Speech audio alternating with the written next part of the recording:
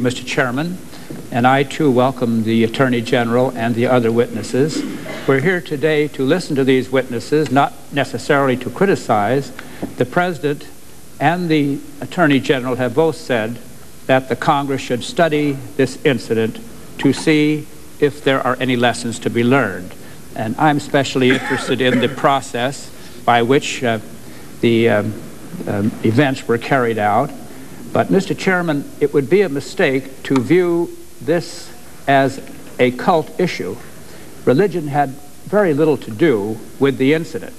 It just as well could have been a white supremacist group or another group whose philosophy and identity had nothing to do with religion.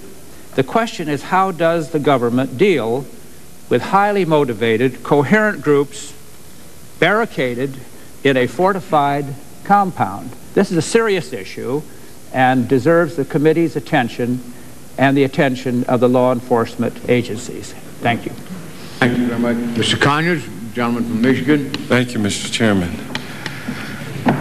Madam Attorney General, I am extremely disappointed in the decisions that have been made out of the Department of Justice, the Federal Bureau of Investigation, the Agency of Alcohol, Tobacco, and Firearms.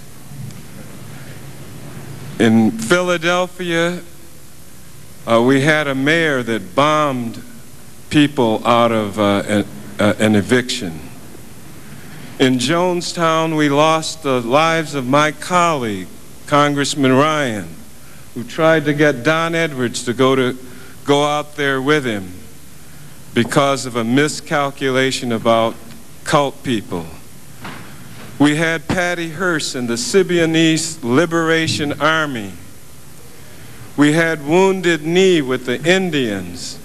Now, when in God's name is the law enforcement at the federal level going to understand that these are very sensitive events, that you can't put barbed wire, guns, FBI, Secret Service around them, send in sound 24 hours a day and night, and then wonder why they do something unstable?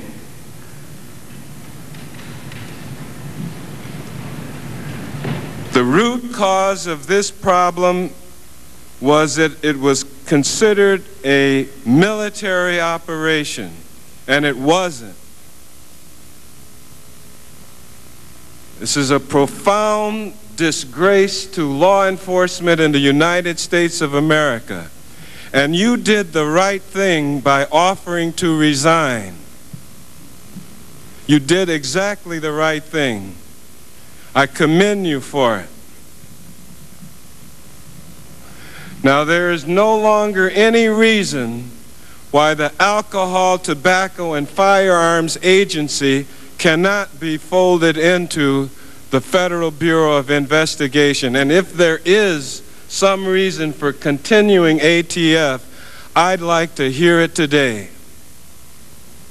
And I'll be introducing legislation to that point very, very shortly. And now I'd like you to know that there is at least one member in the Congress that isn't going to rationalize the death of 24 children that weren't cultists, they weren't nuts, they weren't criminals, they happened to be the parents of people, and they were innocently trapped in there. And that decision that was jointly made by these agencies bears extreme criticism. And it's not President Clinton's fault. He's taking your advice. He's taking Judge Sessions' advice. He's taking Mr. Powell's advice. And so I'd like to get some straight answers. I've read so many conflicting rationales about this that it's absolutely embarrassing.